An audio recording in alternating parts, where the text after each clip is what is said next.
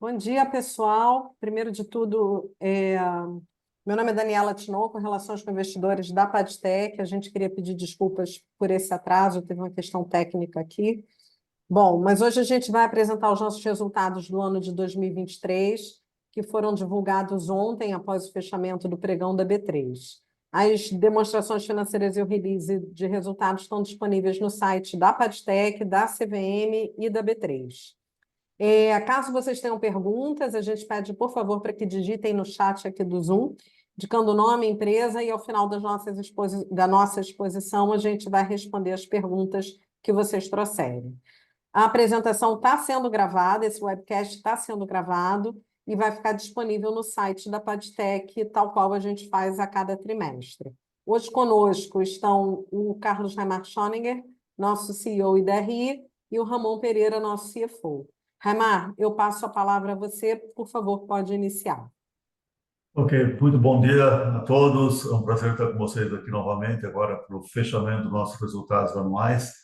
E vamos aproveitar essa reunião para fazer um pequeno review estratégico de como anda o mercado, de como está o nosso posicionamento, quais linhas de produto estão entrando, como nós estamos gerindo o portfólio de soluções da companhia e seus impactos aí no econômico financeiro da companhia. Eu vou passar para a apresentação, né, Dani? É isso, né, Dani?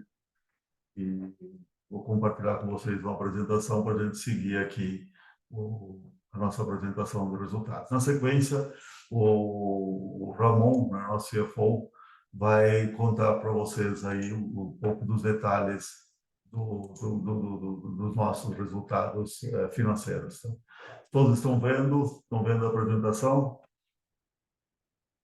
Dani, ok? Estamos Sim, falando. Reimar, a apresentação já está aqui na tela. Ok. Bom, só um recapzinho, né, do que nós fazemos aqui na companhia, né? Nós transformamos tecnologia, que eu gosto de falar, ciência de foguete, em soluções do dia a dia que chegam na casa das pessoas em forma de bits and bytes, que viram a nossa internet de cada dia, né? Tão necessária agora quanto qualquer insumo básico. Desconfio aqui que, junto com energia, nós somos as coisas mais importantes aqui para habilitar trabalho, conexão, diversão e tudo mais que acontece nas residências, acontece nos negócios, e acontece agora em mobilidade, tanto no 4G, 5G, e agora, mais recentemente, aí até com os satélites que começam a interagir novamente, né, com os nossos equipamentos de dados aí no dia a dia. Só revisando aqui para quem está novo na conferência, a gente é um spin-off do CPQD, que é um centro de tecnologia que produz tecnologia complexa no Brasil. Nós somos reconhecidos por conseguir desenvolver, solucionar e operar as telecomunicações de alta complexidade com os cores da rede, com o coração das redes, com aquilo que são os backbones que suportam todas as redes, aquilo que não pode parar, né? Somos as veias e artérias, equipamos as veias e artérias que levam o sangue para a internet, para a ponta aí dos usuários no dia a dia. Por isso, somos conscientes da nossa importância, né, como missão crítica nas redes, missão crítica para os nossos clientes, que não tem dia, não tem hora, liga a qualquer momento, feriado, final de semana, caiu a minha rede, o Padtech pode me ajudar, e aí nós não medimos os esforços com a nossa presença distribuída aí nos mercados. Distribuída onde? O Brasil com muita intensidade, que é o nosso território, a América Latina construindo, né, essa diversidade de geografias. Nós já somos reconhecidos em toda a América Latina como um provedor confiável. Confiança, né? Trust é a palavra-chave que se usa para esse tipo de soluções, não só os equipamentos, como software, soluções para o dia a dia. Precisa confiar muito, né? O coração das redes a alguém, e por isso que demora muito testar, homologar, o cliente adquirir a confiança. Vários deles no Brasil já usam somente as nossas soluções, outros usam em companhia dos nossos concorrentes, não gostamos muito, mas jogamos o jogo, o campo é para todos, e alguns da América Latina já são exclusivos para a Tech, e confiam tanto nas nossas soluções que entregam toda a operação, né? Tanto equipamento, muitas vezes até com a parte de operações. Algumas empresas da América Latina já têm contratos conosco que o técnico de campo pede o equipamento para ter toda uma agilidade de supply chain para a entrega da conectividade de equipamento na ponta B2B, né, na ponta cliente final, né. A próxima página, eu vou explorar um pouco, usar essa página para explorar um pouco de forma, eu espero, didática. Telecomunicações complexas nunca é totalmente fácil de explicar no dia a dia, aquela sopa de letrinhas, mas eu vou traduzindo para vocês aqui o telecomuniquês, né, para o dia a dia de telecomunicações. Primeiro eu vou ler essa página aqui da esquerda para a direita, para mostrar o ecossistema, e depois eu vou comentar um pouco como esse ecossistema está evoluindo do ponto de vista de mercado no Brasil e no mundo, né? Ou seja, como tem evoluído esse mercado, né? Aquilo que nós vemos no dia a dia, né, que na casa do cliente aqui, são chamados aí as CPEs, né, que são os pontos de chegada das redes na casa do cliente. CPE, ONT, né, esse tipo de expressão, são os equipamentos que estão na tua casa lá piscando onde entra a internet. Pode ser um cabo coaxial, que é aquele cabo da TV, eu não vou dizer o nome da operadora aqui para não fazer marketing para ninguém, ou pode ser uma fibra ótica dos milhares de provedores, né? Então, esse é o equipamento que é o hub, que vale para uma casa e vale para uma empresa. O que muda é o tipo de densidade de dados e processamento de cada um desses equipamentos. Isso também pode acontecer no mundo móvel, né? Você pode ter o teu acesso cada vez mais com mobilidade. Essa mobilidade pode acontecer dentro da casa, né, com o Wi-Fi, que é o mais comum, como pode acontecer da torre de rádio que nós temos, que a gente vê normalmente em qualquer lugar aí, nas geografias mais populadas, uma torre de 4G, 5G, que manda esse sinal também para o cliente. Normalmente celular, mas já começa a ser comum também, volta a ser comum também, no 5G é uma aposta, que no lugar de você usar fibra ótica, você use uma rede 5G para ter todos os acessos de dados. Na minha opinião, a opinião da maioria dos conhecedores e operadores é que o equilíbrio entre móvel, né, e fixo, né, que nós chamamos de fibra ótica, não vai haver uma ruptura, talvez aumente um pouco a participação aí da parte de celular, mas acho que nós nunca vamos deixar de ter uma boa solução de fibra ótica em casa, porque ela é muito rápida, muito diria, precisa e é barata hoje. Muito mais barato conectar uma casa com fibra ótica do que conectar uma casa com um terminal de 5G, que ainda é caro nesse momento. Cada onda tecnológica sempre levou isso em consideração, está cada vez melhor em capacidade e continua caro para conectar um cliente. Por incrível que pareça, conectar com fixed wireless, né, que é aquela solução 5G em casa, ainda é caro. Tudo isso aí aqui já começa a festa PadTech, né, com os roteadores, que são as partes mais próximas aí desses concentradores das fibra óticas, e aqui a PadTech já entra, né, já entra aqui tanto no mundo fixo, né, dos fiber to the homes, dos ISPs, das Vivos, das Claros, das Vitais, e no mundo móvel, esse mundo aqui também já acontece o switch. Aqui é um mercado que nós estamos debutando nesse momento, né, com os nossos clientes, com aquela parceria que nós comentamos no ano passado, que é o Office Space de roteadores e switches, né? Imagina aquele roteador doméstico na sua empresa, mas só que muito mais potente para lidar com dados industriais, né? Outro ponto é onde nós entramos aqui, né, na fibra ótica, né, que eu diria que é a parte mais pesada que a PadTech produz, né, que isso aqui, esses transponders aqui, que são lasers que jogam, né, os sinais aqui para os grandes tubos de fibra ótica de dados, capacidade de transmissão de dados entre Rio São Paulo, Rio Brasília, Amazonas, rios amazônicos, né, entre países, entre continentes, e desemboca no cabo submarino também nas fibras óticas. Esse é o domínio, diria aqui, do coração, né, da fotônica da PadTech, né? Então, ou seja, e aqui nós voltamos no final das chegadas aí dos data centers, novamente nos grandes roteadores, que também é o nosso novo mercado também, com os switches, né? E aqui depois a gente se divide entre ser fixo, ser móvel, cada um com seus sistemas de tráfego. Essa parte dos grandes backbones se soma tráfego fixo, móvel, depende de cada operador, você já não identifica mais exatamente um turno por cliente. Você agrega todo esse tráfego e faz a junção e vai para os cores e para os data centers de conteúdo. Dito isso, né, eu vou comentar um pouco como é que andou essa cadeia de valor, né, daqui para cá. A pandemia acelerou muito o número de conexões nas casas dos clientes. Fixa, fibra ótica virou um must para trabalhar em casa.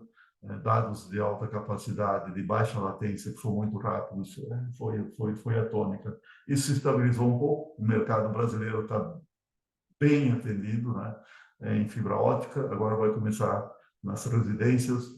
Nós somos um país único que criou uma competição arrojadíssima que permitiu densificar e distribuir a fibra ótica como exemplo, né, de país, de forma competitiva, né? Se não precisou muito incentivo de governo, não sei, deixa competir, né? O mundo móvel voltou a ter supremacia com o final da pandemia, né? Você precisa ter dados em movimentos, então esse equilíbrio de fixo e móvel voltou a acontecer. O que está acontecendo no Brasil é um mercado um pouco mais saturado na ponta cliente, que também começa a refletir, pode refletir um pouco nas capacidades dos grandes backbones. Sempre lembrando que essa parte do coração das redes se prepara neste ano para os próximos anos. O que o cliente está investindo nesse ano, ele está capacitando normalmente, né, a rede dos próximos anos, exceto se ele está atendendo alguma demanda de um cliente específico. Isso vale para data centers e vale para os grandes roteadores, grandes switches, né? Os pequenos continuam um trabalho de dia a dia.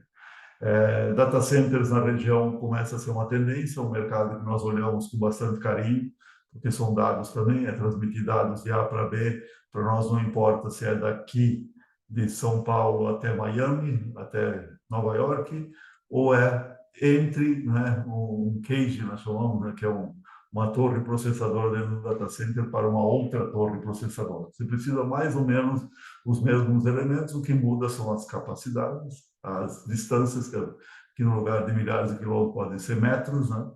Então, toda essa conectividade exige os nossos sistemas ópticos de transmissão de dados por fibra ótica cada vez mais presente de ponta a ponta, né? A ótica, se nós usarmos a ótica, nós diminuímos muito o tempo de resposta, né? Quase a velocidade da luz na fibra ótica, um pouco menos do que no vácuo do espaço, mas isso acelera muito a velocidade quando você usa um elemento único aí para lidar das pontas.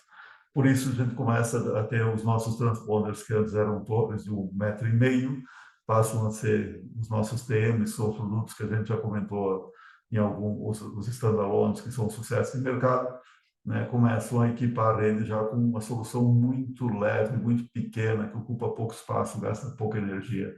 Então, essa é uma tendência imparável.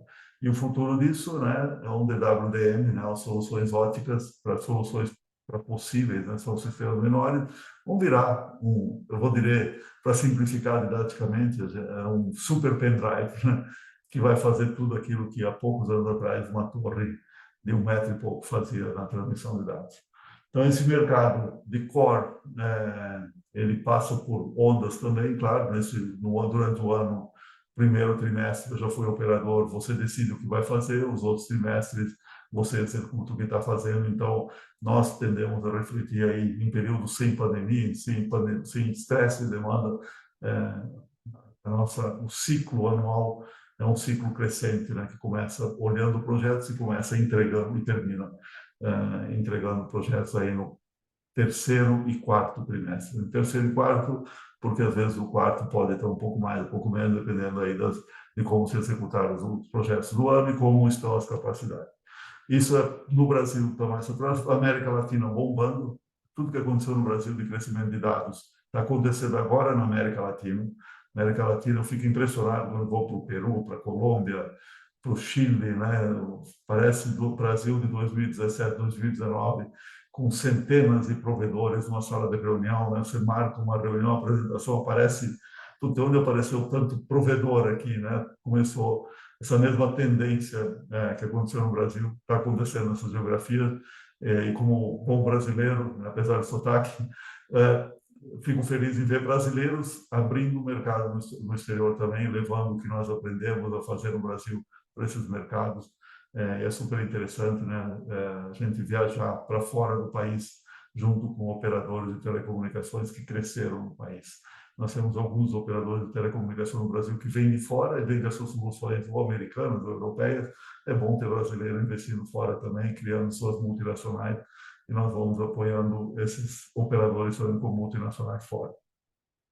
E para fechar, todo esse segmento de data center, motivado primeiro por muito mais consumo de dados, por toda a questão aí de trabalho remoto, de nuvem, de andar tudo na nuvem. Todos os softwares agora vão para a nuvem. A nuvem na internet, de fato, é um data center que está localizado, o da Microsoft aqui em Sumaré, né? Um do Google ali em Barueri. O da Microsoft, estou simplificando porque tem vários espalhados aqui pelo país, né? Mas o da Google, com o YouTube, da Netflix, né? Eles vão espalhando seus conteúdos aí no data center. É isso que são dados. A inteligência artificial, que é o novo hype da moda, né? Que está se falando agora, nesse momento, precisa de muito data center, muito processamento, né? Ou seja, ninguém foi exato ainda, porque está todo mundo aprendendo sobre como a IA generativa vai funcionar. Ela é pesadíssima em processamento de dados, mas qualquer pedido de uma IA tipo ChatGPT, né? Vai consumir, no mínimo, nesse momento, pelos cálculos, uma centena a mais, né, de capacidade de processamento comparado com um pedido de informação tradicional escrito no Google. Então, isso vai exigir muito dos data centers, vai exigir conectividade dos data centers, e nós estamos começando a medir quais são os impactos da IA também em todos esses backbones, né? Então, o mundo está aprendendo dos impactos. Certamente, em toda essa cadeia de valor aqui, nós vamos precisar ter um sistema de governança e guardas, né? Tal qual estrada, você precisa ter segurança, né, de que não vai acontecer falcatrua, uso indevido de dados. Então, cybersecurity, segurança de dados e redes seguras, né, é um caminho a ser trilhado. Nossas redes, nossas soluções novas são todas criptografadas já na camada óptica, se você quiser. Então, no dia a dia aqui da batalha entre mocinhos e bandidos no mundo da internet, a gente ajuda a capacitar os nossos clientes também com soluções de softwares, com soluções de serviços e com soluções que tornem as redes mais seguras e cada vez mais confiáveis. É uma batalha de dia a dia, não tem, é isso que nós fazemos no dia a dia, ajudamos o nosso cliente a prosperar, e às vezes é uma relação mesmo de co-desenvolvimento em alguns casos. Desculpe ter tomado um pouco o tempo de vocês, né, para contar um pouco desse como é que anda o setor, para onde nós vamos, e o que nós queremos, onde nós estamos posicionados. Então, refletindo novamente, a gente está posicionado nesse mundo de fotônica, é o nosso coração, das nossas competências em tudo que é ótica, os transpontos de WDM de alta capacidade, isso é o nosso core, está cada vez mais se aproximando das pontas, né, tanto do data center, que eu falei, quanto da casa cliente ou da empresa cliente. Estamos no mundo de roteadores, que é um mercado algumas vezes maior e mais crescente do que o DWDM, do que o óptico, por incrível que pareça. Toda essa parte de roteamento de dados, como você tem múltiplos crescimentos aí tanto pessoas quanto máquinas precisam de bons roteadores e seguros. A gente está vindo com a Office Space, estamos muito felizes com todas as homologações que estamos fazendo. Onde nós estamos com isso? Terminando aí as homologações, certificações da Anatel, que são complexas, né? Certificações locais, para poder operar dentro de todos os limites seguros das redes. Na América Latina já estamos vendendo, já temos faturamentos correndo rotineiramente em países menores aí da parte de switches, que já usam certificações que o nosso parceiro de Taiwan já tem. Mundo móvel, estamos testando várias alianças para entregar soluções próprias para os nossos clientes operadores, como também para grandes empresas que querem montar suas redes privadas, ou para os nossos clientes que começam a operar e desenvolver redes privadas. Nosso objetivo é end-to-end, concentrar esforços de desenvolvimento naquilo que somos fortes e nos aliarmos com esforços de desenvolvimento em quem já fez o dever de casa de 5G, ou está fazendo 5,5G, e com isso a gente consegue ajudar o cliente de ponta a ponta e estar presente em toda a cadeia de valor. Então, eu sei que passei um pouco aí do teu roteiro e com isso nós vamos diretamente já para apresentar como é que foi o nosso ano, como é que foi o ano 2023, nesses conceitos de quanta receita nós apuramos no ano, aquilo que foi faturado, né? Um projeto aqui só é reconhecido na receita quando ele está entregue. Tem um canhoto, quem entende de transporte, né, faturou aqui, a nota fiscal foi assinada do cliente como recebido, né, ou o projeto foi aceito do cliente como recebido, ou a atividade de serviço foi executada. É isso que é reconhecido na receita. Nós temos sempre aqui um pipe de projetos em curso, que ainda não aparecem na receita, que são pipe de negociações de projetos. Sempre aqui é um volume muito grande de projetos sendo desenvolvidos. A nossa receita bruta praticamente estável ano contra ano, mas com o DWDM, né, que é a parte de fotônica, dado o mercado brasileiro um pouco mais saturado, deu uma acomodada para usar os seus estoques e capacidades a investir. Todo final do ano o cliente faz um balanço. Pô, eu fiz a minha rota de backbone no meu coração, dimensionei para 2, 3 vezes, eu estou com 1,5 vezes ainda, vou esperar um pouco, vou investir em junho, julho, agosto, ou no outro ano ele vai cuidando aí para fazer o seu equipamento. América Latina, todo o mercado externo, esse sim continua crescendo, mesmo considerando que lá fora os juros subiram, juro caro significa mais dificuldade do nosso cliente decidir se investe ou não num sistema absurdamente caro. A nossa conversa aqui, para as redes, para montar uma rede do zero, sempre é em milhões, né? Então, o cliente precisa tá com boas decisões aí para investir naquilo que é switches e routers, a gente vai começar a enfrentar uma solução de chip and forget.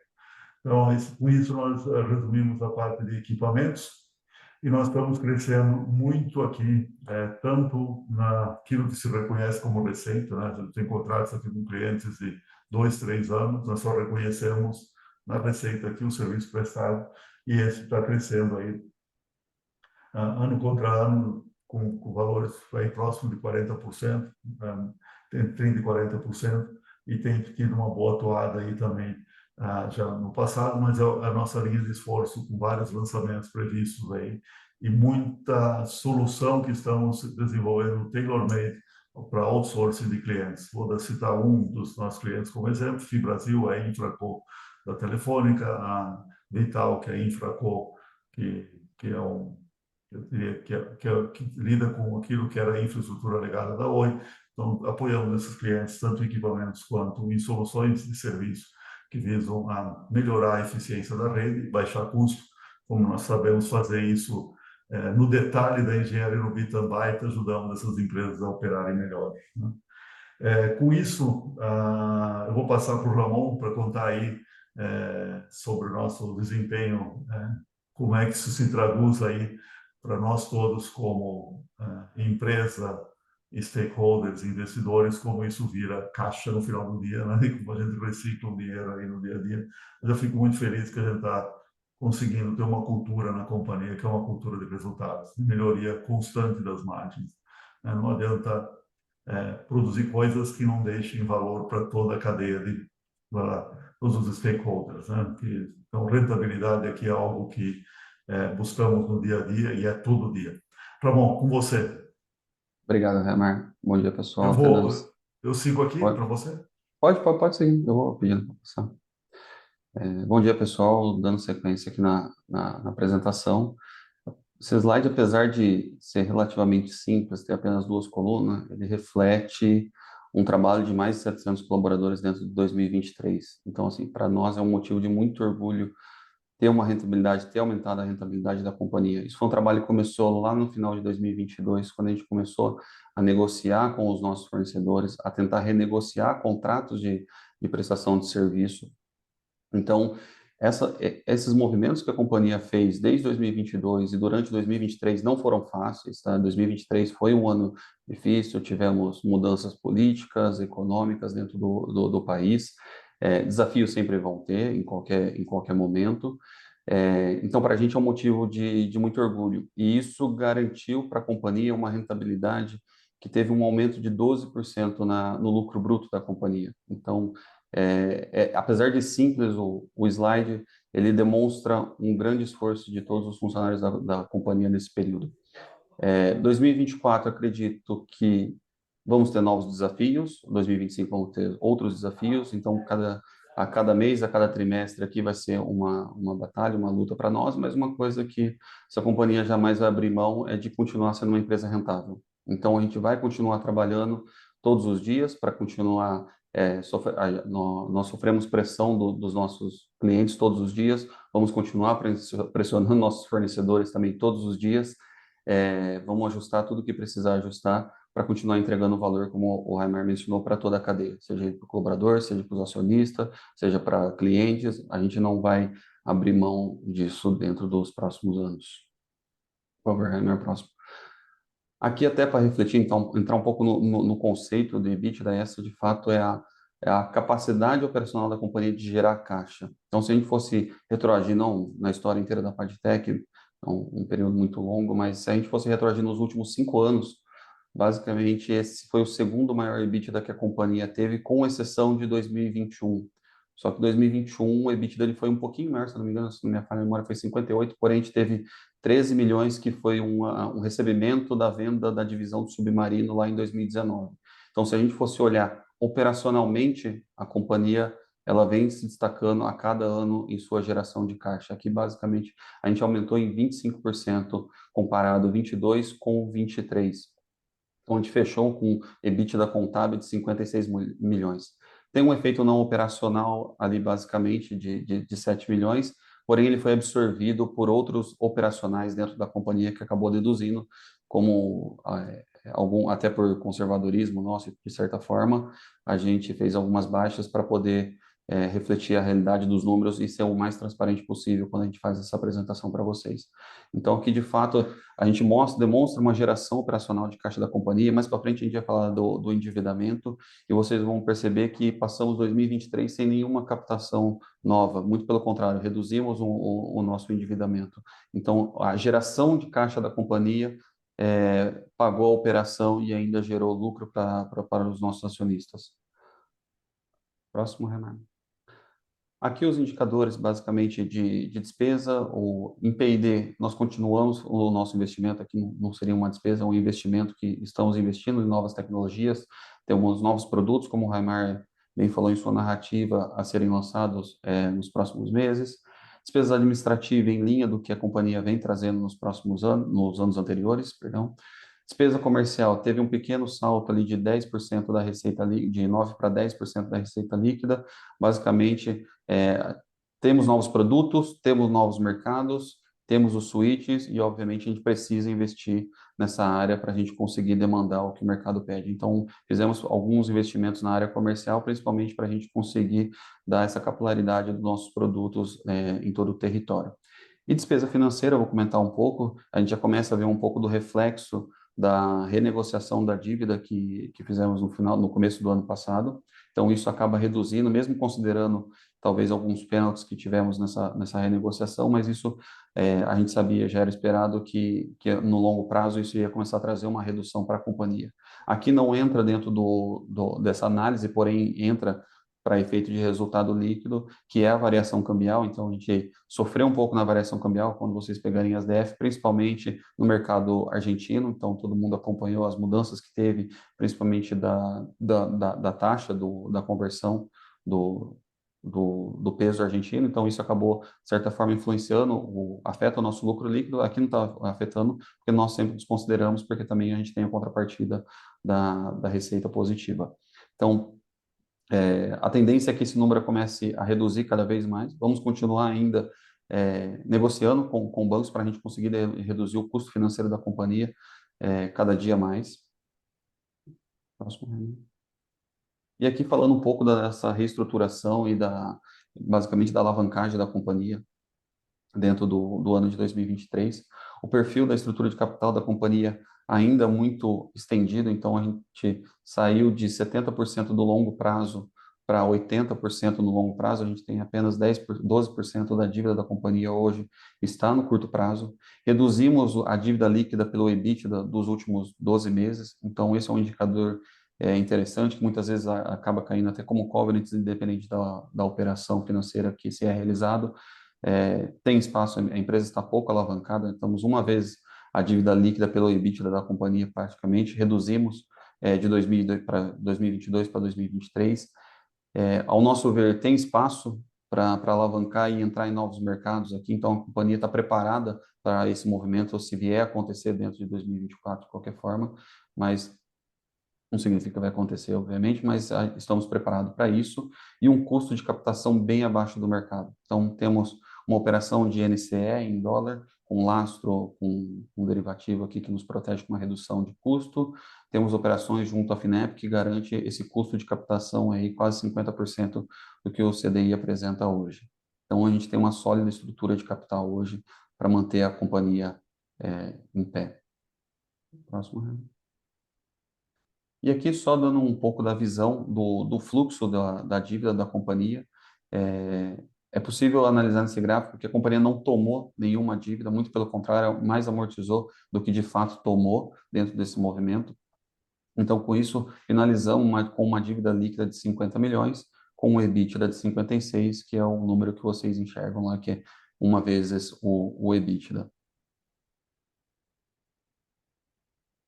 E aqui, Remar, se você quiser passar, mas isso daqui é basicamente um resumo do resultado de 2023. Então, eu vou deixar para o Remar para ele comentar um pouco, até por conta da questão da parte de RI da distribuição de dividendos. Remar, se você quiser. Ok, obrigado, Ramon. Obrigado aí pela parceria de todos do time aí que tornam possível, né, desenvolver tecnologia no Brasil e levar a tecnologia do Brasil para o mundo aí a cada ano, né? Essa página dá um bom resumo aí do que nós conseguimos do econômico financeiro fazer nesse ano. O Ramon já comentou, né? Terminamos o ano desalavancando um pouco a companhia, sempre abre espaço aí para podermos fazer uma captação oportunística caso apareça uma oportunidade de agregar valor em alguma aquisição, algum movimento inorgânico. Somos muito seletivos porque conhecemos tecnologia, sabemos o que dá para fazer em casa, o que pode ser comprado. Então, sempre estamos de olhos atentos, mas sempre se fizermos, vamos fazer aquisições que tragam, ao mesmo tempo, mais competência tecnológica e tragam também o efeito econômico financeiro, né? Não vamos, como empresa, não gostamos de apostar em teses probabilísticas. As probabilísticas a gente faz no nosso próprio P&D aqui, com todo o apoio dos nossos órgãos de fomento e do Brasil para desenvolver tecnologia e fazemos aquilo que é a nossa área de domínio, que é fotônica, e os demais a gente vai trazendo aí, e software, claro, software de rede, aí, como o Smart Site, e softwares que ajudam a operação, mas quando não é isso, tentamos trazer parcerias ou compramos parcerias.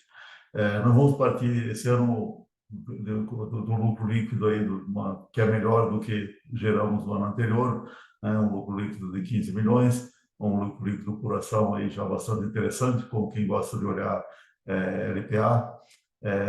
Uma proposta de dividendos mínimos obrigatórios da CVM, porque o mínimo é obrigatório, porque o Conselho entendeu que a companhia tem bons desafios pela frente para continuar usando esses recursos, tanto as atividades de financiamento a clientes que fazemos, principalmente no mercado internacional, quanto a soluções de produtos e serviços que a gente possa vir a desenvolver. Então, esse quadro mostra aí, ou seja, depois da receita, né, um lucro bruto crescendo, ou seja, aquilo que é depois dos custos, teoricamente, né, nunca são totalmente variáveis, né, mas todo o CPV, custo do produto vendido, custo do serviço prestado, um EBITDA crescendo ano contra ano de forma consistente. O Ramon falou muito bem aí que rentabilidade é algo que precisamos buscar no dia a dia. Não adianta crescer sem rentabilidade, porque você encontra uma parede no meio do caminho, né? Então, fazer escolha do nosso portfólio, gerir o nosso portfólio, rotacionar ele entre legados, né? Na teoria do portfólio antiga IBCG, né? Entre as estrelas, que são os serviços que estão crescendo nesse momento, né?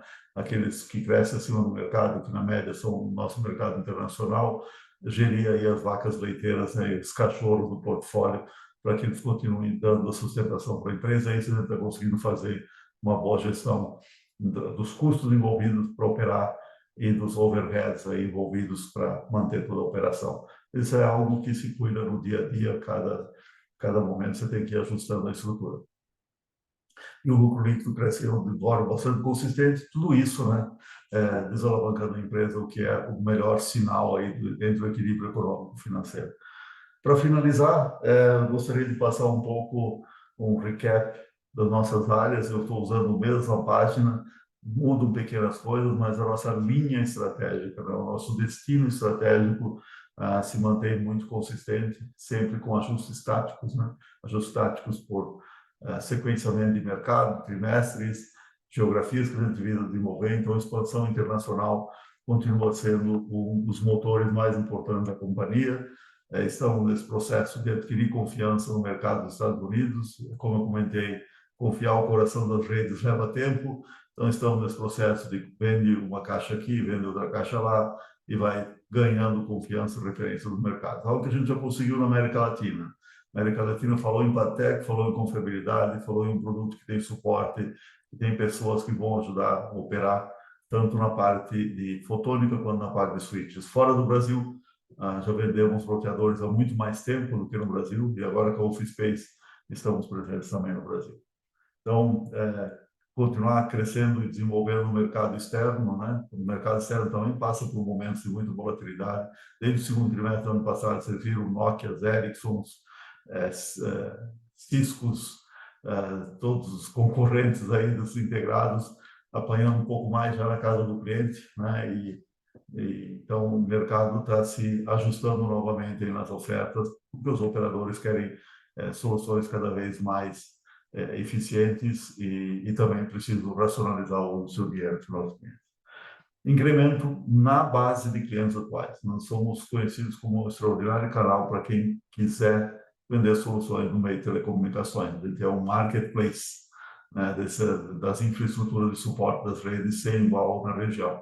Conhecemos o mercado, conhecemos as pessoas, conhecemos de como operar em cada uma das geografias, dos pontos de vista regulatório, fiscal, cultural. Então, sabemos operar na região como ninguém, e isso abre possibilidade de vender mais coisas, né? Que eu chamo de totalizar o ticket do cliente, né? Por isso estamos entrando com soluções novas, né, na base de clientes. Tanto em mais produtos em fotônica, né, que alguns já anunciamos aí, né, a nova plataforma, e bem como em soluções de serviços, softwares, plataformas e switches, né, que é o nosso segundo vetor vertical de crescimento junto com serviços, soluções e plataformas. E a ampliação constante da linha de produtos, né? Eu acho que isso aqui a gente vai varrendo a cadeia de valor, né, do cliente, o que ele pode comprar da Patec, e nós vamos até soluções de 5G em parceria aí com dois grandes players deste lado do planeta, né? Nós nos organizamos na geopolítica para estar em Américas e Europa, então temos Parallel e Airspan como fornecedores, como possíveis fornecedores de tecnologia, até de rádio, né? E com isso complementamos com o próximo layer, lembrando lá do início que eu comentei, que são os bloqueadores. Entramos na camada fotônica, que se aproxima cada vez mais da antena de celular, por exemplo, e já se aproxima muito da casa do cliente.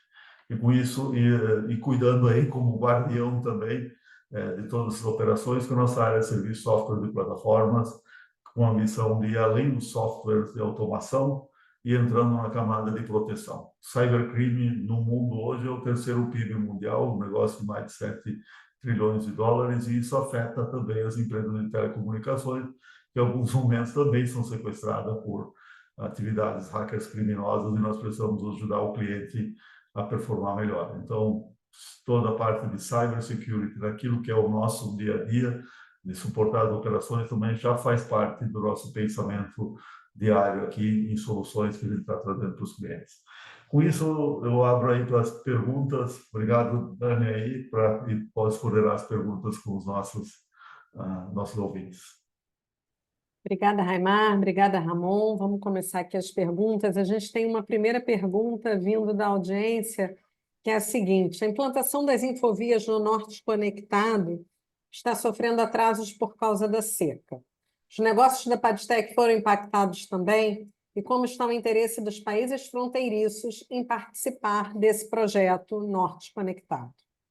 Acho que essa pergunta veio de alguém que entende telecomunicações, ou no mínimo muito curioso, né? Porque esse é um projeto, todo nós conectado, né? Me deixa até uma certa emoção, porque é um projeto que vai além de somente soberania nacional. Estamos preservando talvez o futuro aí das nossas gerações, então esses projetos nos deixam bastante um propósito de trabalhar para eles. Então, toda a Amazônia Conectada começou com uma visão Patec de ajudar o Exército Brasileiro a criar as primeiras conectividades da Amazônia.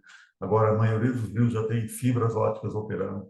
E então, respondendo a tua pergunta, a Infovia atrasou um pouco, sim. A seca prejudicou os lançamentos. A gente está com efeitos anormais aí do El Niño, e isso atrasou os lançamentos, claro, isso atrasa também todos os procedimentos que nós temos aí para suportar as implementações, tanto dos primeiros sistemas que equipam, né, quando você lança uma fibra ótica é só um meio, como um vácuo, né?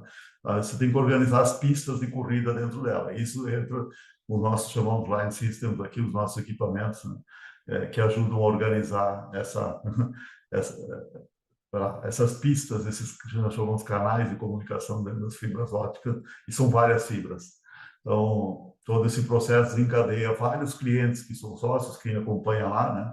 Não é um usuário só, né? São várias fibras com vários donos que vão botar vários sistemas de transmissão de dados, e esse atraso sim impacta porque é uma parte importante da infraestrutura brasileira. Eu tive o prazer de viajar para conhecer operações dos nossos clientes da América Latina, no Rio Amazonas, no lado do Peru, né, perto da Tríplice Fronteira.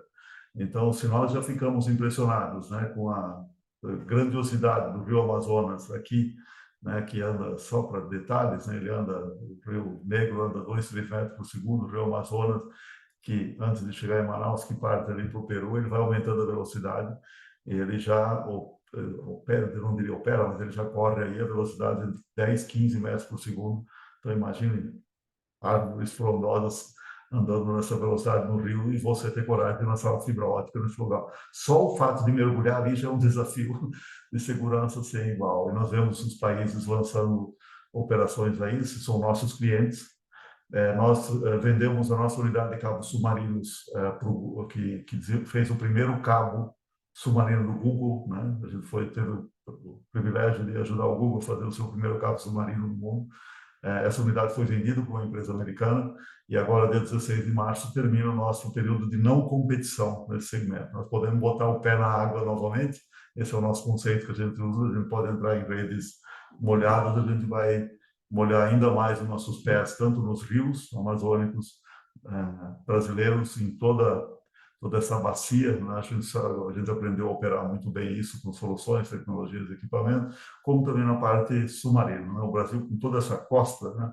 Nós podemos desenvolver inúmeros projetos. Então, vocês vão ouvir muita coisa nessa fronteira mais selvagem, né? Que vai começar a levar a fibra ótica em todos os caminhos. Obrigado pela pergunta. Uma pergunta que mexe com os nossos propósitos aqui de atender bem o Brasil e toda essa região.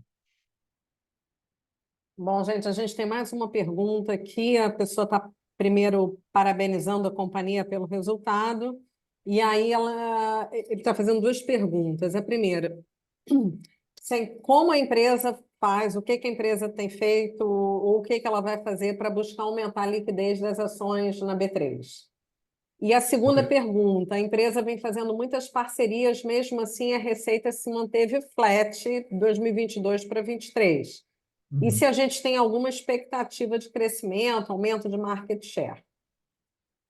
Market share, a gente do Brasil, vou começar pelo market share. No Brasil, nós somos líderes no DWDM e o efeito de ser líder é que você sente mais os impactos do mercado, né? Você não consegue compensar tanto, porque o que acontece no mercado fatalmente vai acontecer com você. Você não escapa, né? Então, você tem efeitos de concorrência, mais efeitos de aceleração e de aceleração dos projetos. Muito bem comentada a pergunta anterior, projetos que aceleram no Brasil, toda essa fronteira aí, oeste, norte, tem muito a fazer no Brasil, tem muita obrigação. O governo brasileiro tem se empenhado aí em digitalizar essa região mais inóspita, né? O Nordeste brasileiro ainda tem alguns espaços nos nossos clientes aí, como Brisanet, entre outros, só para Alojas, e os próprios operadores, Vivo, Claro e TIM, têm feito um esforço muito grande de levar a internet para todos os lugares, para todas as escolas. Acho que como brasileiro, um bom brasileiro, a gente pode perceber que estamos no caminho certo. Estamos digitalizando bem, complementando o satélite. A gente vai ter uma visão de futuro muito otimista, né? Então, acho que o mercado aí cresce, o mercado onde nas grandes metrópoles talvez um pouco mais saturado aí por conta das pandemias, e latino-americano crescendo. No geral aí, América Latina toda, normalmente estamos entre 10% e 12% de market share total nessa região. Estados Unidos é outro jogo, um jogo que dentro dos Estados Unidos os americanos se protegem mais, nós temos espaço de entrada, porque toda a nossa cadeia de suprimentos está vinculada àquele mercado.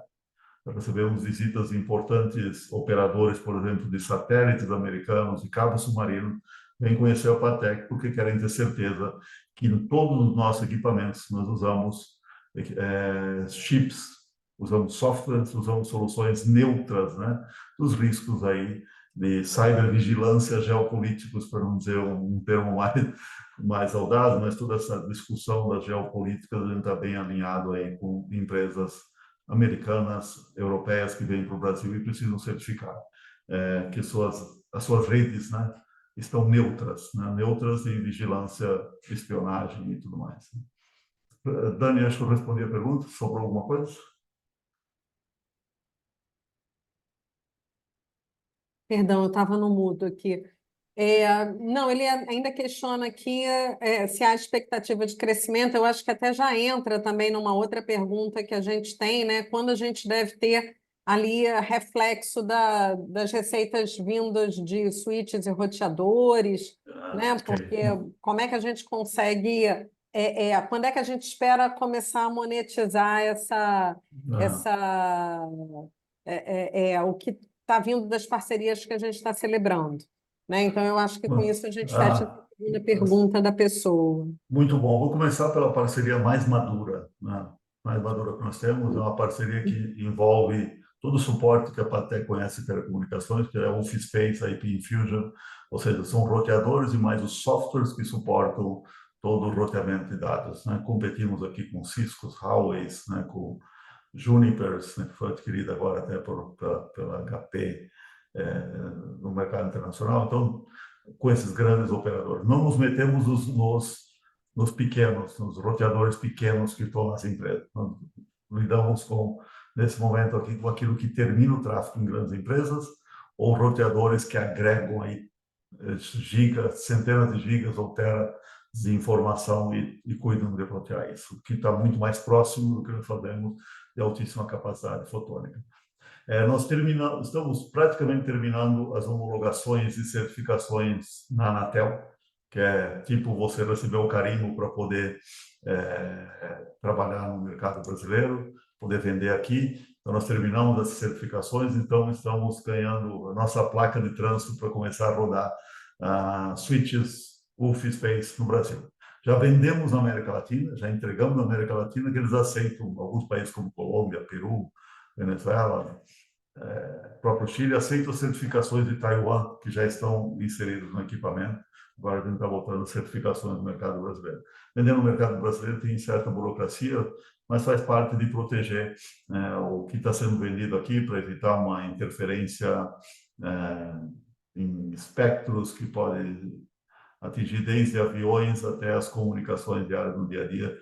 O Brasil é muito criterioso quanto a isso. Acho que está muito bem de regulação e de cuidados para que tudo que está aqui funcione bem e não vire uma bagunça tecnológica, né? com rádios de vigilância ou rádios aí de babysitting incomodando redes de celulares, por exemplo, né? Então, acho que essa é a primeira que vai andar muito bem. As de 5G, o 5G não foi aquela demanda toda, o mercado 5G ainda está testando, né, os usos e aplicações da tecnologia, é natural, é uma tecnologia de ruptura, de altíssima capacidade, baixa latência e precisa não só da rádio que está na antena, ele precisa de equipamento de ponta. O celular já tem de uso pessoal, mas precisa que os elementos de máquina também tenham as placas que transferem esses dados. Isso vai levar a muito mais uso além das pessoas, que é o que se propõe o 5G.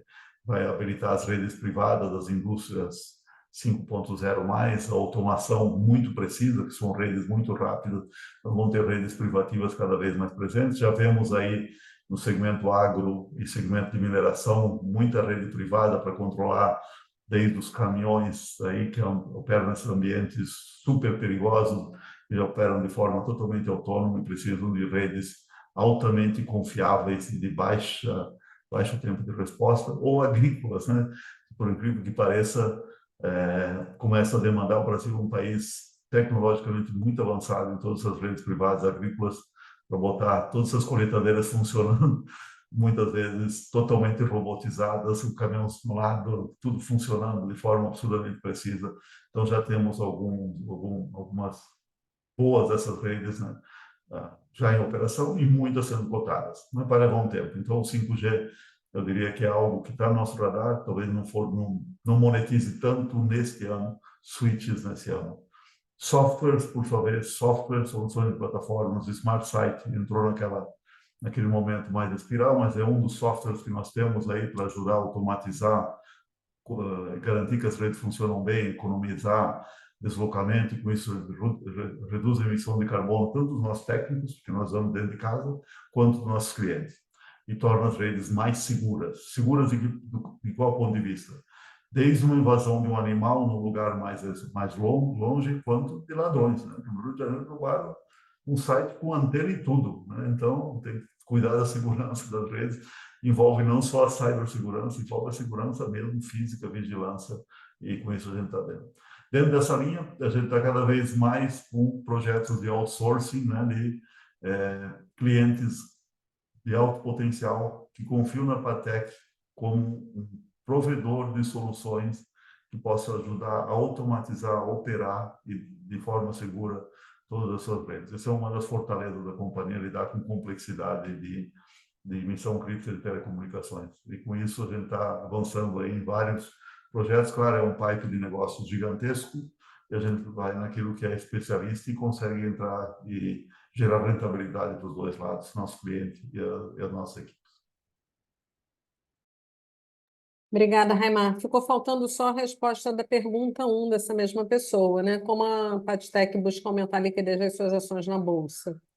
Esse é um desafio diário de uma empresa, né, de microcap, que eu diria que é o nosso caso, né, Dani? De criar liquidez no dia a dia. A gente tem um free float que está dentro das regras do novo mercado, mas não é suficiente aí para atender as entradas e saídas.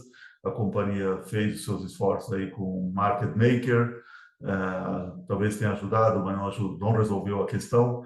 Acho que nós temos que injetar mais liquidez, mas quem tem ações da companhia, alguns dos grandes aqui mantêm as suas operações em carteiras e não estão interessados em vender, alguns até interessados em comprar.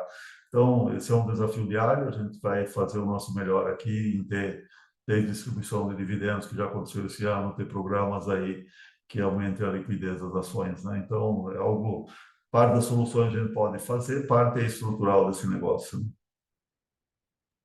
Obrigada, Raimar. A gente tem mais uma pergunta aqui vindo da audiência, que é a seguinte, é relativa a dividendos, né? Que a companhia a administração informou a proposta de 0,046 por ação de dividendos, né, a ser deliberado agora na Assembleia. E aí a pessoa pergunta se pode ser que seja aprovado um dividendo maior do que esse. Se a Assembleia pode aprovar uma distribuição maior do que esse 0,046 que está proposto. E a pessoa pergunta também como é que será a frequência de pagamento, né? Se ela pode não ser um pagamento anual, se pode ser um pagamento trimestral ou semestral, e ela parabeniza a companhia pelo trabalho. Eu vou passar essa pergunta para o Ramon, que é o nosso financeiro, que tem que lidar aí junto com a Dani e com o nosso jurídico em todos os temas da AGE. Esse é um tema ainda que passa aí pelas aprovações, né, societárias da companhia. Ramon. Esse é um tema que a gente vai trazer a proposta na AGE. O valor que a gente tem, de fato, provisionado dentro das DF, que consta lá, é o valor de, se não me engano, arredondando 3,6 milhões, que corresponde, descontando, é o lucro da companhia, descontando a reserva legal que temos que fazer para compor. Então, vocês perceberam, vai ver que teve um aumento significativo também do PL da companhia de 2022 para 2023. e é uma proposta que a gente deve levar somente no conselho. A Dani acho que pode falar um pouco mais do assunto, da parte legal, documental sobre isso, mas a ideia é que na próxima Assembleia a gente já venha com o pacote pronto para aprovação dos senhores.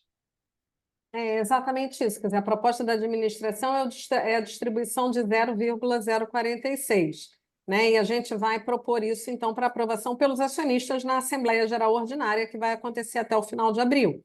Essa Assembleia que vai aprovar, ou deliberar acerca do pagamento, e aí a gente tem também a definição de quando o pagamento vai ser realizado. Então, é isso. Então, em 15 dias, mais ou menos, a gente tem que fazer a convocação da Assembleia, e aí a gente traz, né, a gente dá aí um maior detalhamento de como é feito o pagamento dos dividendos. Deixa eu ver aqui, a gente não tem mais nenhuma pergunta vindo da audiência. Eu aproveito aqui para agradecer a participação de todas as pessoas nesse nosso fórum de hoje. Vou passar a palavra ao Ramon e ao Raimar para fazer os encerramentos também. A gente, novamente, eu reforço que esse webcast está sendo gravado, ele vai ficar disponível no site da companhia e que a área de relações com investidores aqui da Padtech está disponível para qualquer tipo de dúvida que vocês tenham. A gente solicita que o contato seja feito através do e-mail ri@padtech.com.br. Bom, eu agradeço, muito obrigada e bom dia a todos. Raimar, Ramon, se vocês puderem fazer o encerramento de vocês. Obrigado, Dani. Bom, primeiramente, eu queria estender o meu agradecimento a todos os colaboradores da Padtech, tá? Eu acho que esse resultado só foi possível graças ao empenho de cada um. A gente vai continuar aqui do nosso lado, nos esforçando também para poder conseguir entregar 2024 melhor que 23, 25 melhor que 24, a gente nunca vai desistir. E reforçar que a companhia não vai abrir mão da rentabilidade dela, então esse vai ser continuar sendo o nosso foco nos próximos exercícios, e é isso que a gente quer trazer para vocês aqui nos próximos webcasts que a gente vai estar. Se precisarem de algo, também me coloco à disposição. Se precisarem de mais esclarecimento sobre as DFs, podem acionar diretamente a nossa área de RI, que a Dani vai repassar a informação, mas me coloco completamente à disposição aqui para qualquer consulta ou dúvida sobre os números da companhia. Muito bom, obrigado, Ramon, obrigado, Dani. Preparação dos resultados sempre é um período intenso de trabalho. Agradecer também a todos os stakeholders, todas as equipes Padtech, nossos aliados fornecedores que confiam na Padtech como seu canal de viabilidade das tecnologias que nós usamos junto com aquilo que a gente desenvolve no Brasil de fotônica, nossos parceiros e principalmente nossos clientes aí que nos elegem muitas vezes como único parceiro exclusivo, outros juntamente com concorrentes, para suas soluções, para manter o Brasil funcionando, manter a América Latina funcionando do ponto de vista de transmissão de dados, segurança digital e tudo mais. É um ano que nós devemos talvez ter muito mais facilidade de crescimento em novas linhas de produto, e eu gosto de dizer que o nosso ano é sempre 12 meses, né? Porque alguns projetos demoram muito tempo, né? Então, é uma companhia que não pode ser olhada tanto no trimestre, dado ao tamanho dos projetos que nós estamos envolvidos. Um projeto atrasa um pouco, o outro altera aquilo que nós reconhecemos como receita, não muda o tamanho do mercado, não muda o tamanho do que nós tiramos, mas muda como isso aparece aí na conta de resultados. Nós estamos, como respondendo à pergunta da parceria com o Switches, né? A gente está bem avançado, a gente está bem habilitado e agora a gente está entrando num novo campo de jogo nessa área. Na parte de fotônica, devemos trazer aí no decorrer do semestre também um lançamento, uma nova fábrica, né, de parte das soluções de fotônica que a gente deve evoluir aí, né, nesse ano de 2024. Então, novidades no campo da fotônica, parcerias no campo de switches, além de tudo aquilo que a gente tem feito na parte de software e soluções. Então, nossos clientes continuem contando conosco, nossos acionistas, obrigado pela confiança. O nosso empenho diário aqui é de tornar uma companhia melhor e maior a cada dia. Obrigado.